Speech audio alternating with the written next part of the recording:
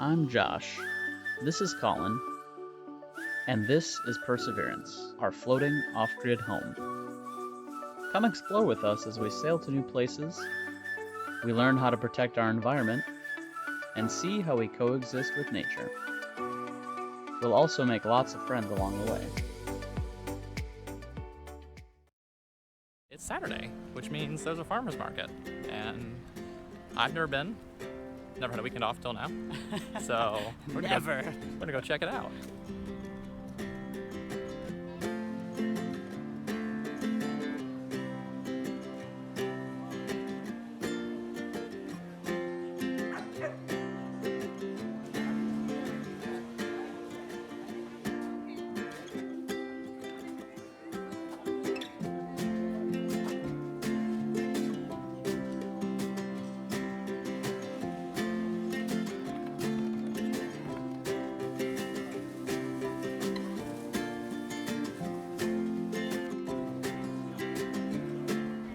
Josh found mushrooms.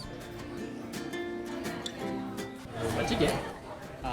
If I can say this properly, arepa? Arepa? I don't know. I don't know how to speak any Spanish, unfortunately, but this looks amazing.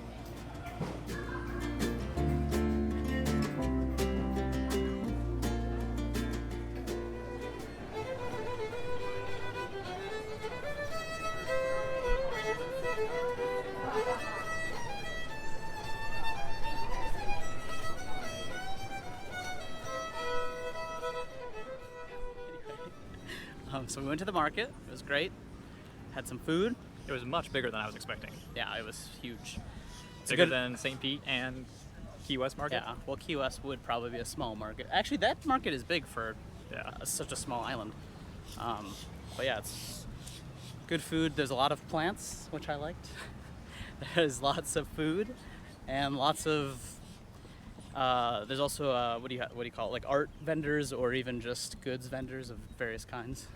So like lots of options for everyone. Farmers and artisan market in one, maybe. Yeah, it's called the Green Market, which the sign said they want more votes to be #1 in the U.S. That was our playtime, and now we get to now it's boat work time. We've got a boat to wash and wax. We'll be back in a minute. All right, so we've got our ICW Brow, as we call it. And we're going to try using the Starbrite Rust Stain Remover. See how it goes. Supposed to spray it on, wait 3 minutes, rinse it off. And we just washed the boat, and none of it came off, which is regular boat soap.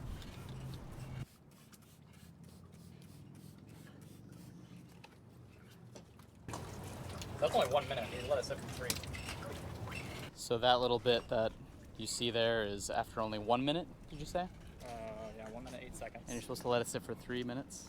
1 to 3 minutes. Okay. Yeah. So yeah, very Just effective. rinsed it off. We haven't scrubbed anything. Yeah. So this is just spray.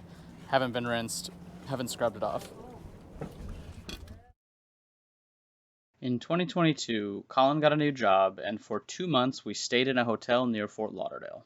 Colin's mom knew we'd been looking at dogs as we sailed up and down the East Coast over the past 2 years or so. So when she and Colin's dad visited, she insisted that we go to the Broward Humane Society and just take a look at dogs. While Colin was in a training session, we went and looked at a couple of dogs, but the first dog we had out to visit in person was Rosa. Hello. Hello. Oh, look at that tail. How happy. Oh my gosh. Oh, she's a sweetie. You're so sweet. You know where to come out. She was so timid, curious, and so very sweet. I'm supposed to have her in here. I think. You can't not adopt a dog who crawls into your lap like this. Oh my gosh, she is so sweet. We took Rosa outside to this very hot play area that could really use a canvas shade. She was so nervous, but so loving. You are pretty. Colin says his dog is not going to be. She likes the camera.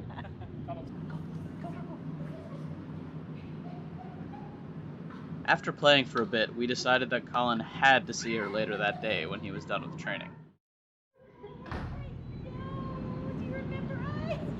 Now, it might seem like an obvious decision as to whether we would take Rosa home with us or not, But Colin and I had thoroughly discussed whether or not to get a dog over the last 2 years, looking at them up and down the coast, and we always talked about all the reasons why we should not have a dog on a boat. So at this point I'm sitting here thinking, I am 100% taking this dog home, but I wanted Colin to keep me grounded and make sure that I wasn't just dog crazy.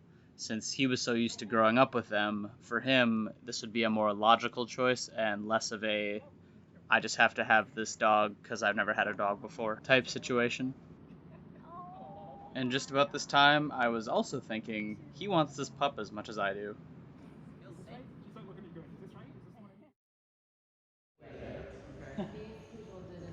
Oh my goodness. There she is. Needless to say, the next morning we welcomed Luna into our little boat family. She's sniffing me. She's giving me the sniff test. She's so sweet. I think I passed the grandma test. Oh yeah. Before I go into way too much detail about heartworm and heartworm prevention, I want to give a huge thank you and shout out to Dr. Laura Howell and her team at Clematis Animal Clinic. They really are the best vet team around, and they're super conveniently located for cruisers to access from the downtown docks in West Palm. Their clinic is in walking distance just up Clematis Street. They also set up this doggy first aid kit for us to use while we're traveling. It is now time for our Heartworm PSA, and everyone with a dog or cat should watch this part of the episode. Everything from here to the end of the episode is purely our experience with our dog's heartworm treatment, and we are not medical professionals. We just want to relay our experience with our dog's heartworm treatment and why we think it's important for everyone to have their pet on a heartworm preventative. Please consult a veterinary professional for your pet's health and treatment. First off, we would like to thank Greater Good Charities for setting up the rescue flights and transport that has helped move over 9,000 pets to places where they'll be adopted. We would also like to thank the makers of HeartGuard as they funded the treatment for Luna and over 2,000 other heartworm-positive dogs. This treatment can cost $2,000 to $4,000 per animal, and without their generous support, many of these animals would never be treated. So how do dogs and cats get heartworms in the first place? They can only get heartworms directly from being bitten by an infected mosquito. This is because a mosquito must first bite an infected dog, and the parasite must incubate inside the mosquito for 10 to 14 days. Only then can they infect another dog with a mosquito bite. After the parasite enters a new dog, it takes around 6 months for those worms to mature. They live 5 to 7 years and can grow up to 12 inches long. It takes about 5 to 6 months after an infection before a dog can be diagnosed, but most aren't diagnosed for up to 2 years, as that is about how long it takes for dogs to start showing symptoms. Symptoms include cough, exercise intolerance, wheezing, loss of appetite, and weight loss. Once diagnosed, treatment is started immediately, and it is a very lengthy and difficult process, especially for active dogs.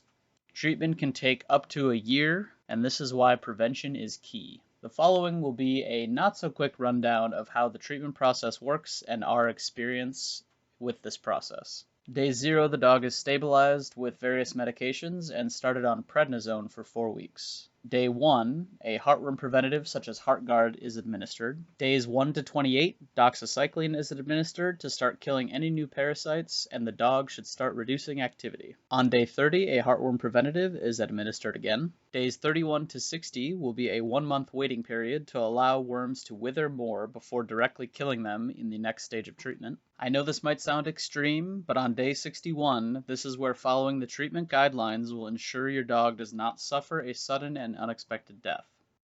First, another heartworm prevention is given, monthly as usual. Your dog will then receive an injection of malarsamine, which will rapidly kill the adult heartworms. It is extremely important your dog remain as inactive as possible for the next 60 plus days, because once your dog receives this injection, the heartworms die extremely quickly, and as they break down, they don't just disappear. They will be slowly broken down by the dog's immune system, which means if their heart rate increases and a large chunk of dead worm breaks away, it can rapidly flow through smaller arteries and veins, which can rapidly cause life-threatening complications. These sorts of complications would be much more likely in a dog with a more advanced case. This limited activity means no elevated heart rate. No zoomies in the house, no running in the yard, etc., etc. Your dog should be kept calm all the time during this portion of treatment, and should even be leashed during quick potty breaks in the yard, and not allowed to run around. Here we were lucky with Luna because we were on a boat, which is small, so there's not a lot of space to run around. She sleeps most of the day anyway, and she had a grass pee pad that was in the cockpit, so she could just go outside and use the restroom whenever she wanted. We did use trazodone to help keep her calm, but it made her loopy and she would pee on the cockpit cushions and once or twice in our bed, so we stopped giving that to her and she's never had that issue again. During this day 61 portion of treatment, your dog will also be taking prednisone again for 4 weeks. At day 90, another heartworm preventative is administered. The dog will receive a second injection and will be on prednisone again for 4 weeks, with still no activity. And the next day, another injection will be given to your dog, and they must still remain with little to no activity for the next 6 to 8 weeks. As you reach the end of this 6 to 8 week period, you can start slowly introducing activity back into your dog's routine. Something to note, because it's not listed here, and I didn't know this until we were actually doing it, but after each of the injections, your dog will need to be monitored during the day for a few hours before they'll be released back to you. This observation period probably isn't a big deal for most people, but since we're on a boat, we had to actually Uber to the vet and kind of hang out in the area for like 6 hours while Luna was observed to make sure she wasn't having any adverse reactions to the shots before we could take her back in the evening. We are almost done with this treatment process, but at day 120, the vet will test for the presence of microfilaria, which are the microscopic starting stage of the heartworms. If your dog tests positive on this test, your vet may treat with a microflaricide and have your dog retested again in 4 weeks. Luna did actually test positive at this point, but with a very, very low count of the microflaria, and I was really worried that the treatment didn't work, but Luna was tested 4 weeks later, and she was heartworm free. Generally, this is the end of the heartworm treatment, but at day 365, about 9 months after the last injection, your dog will get an antigen test and will be screened for microfilaria again, and if your dog tests positive, your vet may recommend further treatment. I'm happy to say that Luna just had her 1-year test and still shows negative for heartworm. We've had her on Simparica Trio, which is a once per month med to prevent heartworm, roundworm, hookworm, flea, and tick, which is super useful. It's much better than feeding her 2 or 3 medications every month. I want to take this final moment to thank our supporters on Patreon. Sorry we haven't released a video in a while. We've had some rough weather since leaving the Bahamas for a couple of months. I'm talking tornado warnings nearby, 60-knot gusts, just crazy things coming through constantly for like 2 months, it seemed like. So I took a short break from editing to reset, but we should be back with regular episodes now. We have a few big boat projects we're trying to complete this summer while we sit in our first marina in 2.5 years, enjoying the air conditioning. And come November-ish, we would like to start heading south and back over to the Bahamas, moving all the way over to the Caribbean over winter, and hopefully we will be in Grenada next summer. Big thanks to Colin's mom and dad for recording some of this episode, and for all the Luna gifts. Food toys like this are actually really good for dogs during heartworm treatment because it keeps their brain active when they have no physical activity. If you want to check out greater good charities, Clematis Animal Clinic, or if you're looking for more information on heartworm prevention and treatment, check out the links in the description below. I'm hoping that in the next few episodes, we'll finally be moving south of West Palm and heading over to the Bahamas. Thank you so very much for watching, and we will see you next time. Thanks for watching. Be sure to like, subscribe, and hit the bell icon. It really helps our channel grow. If you enjoy our content, please consider supporting us on Patreon.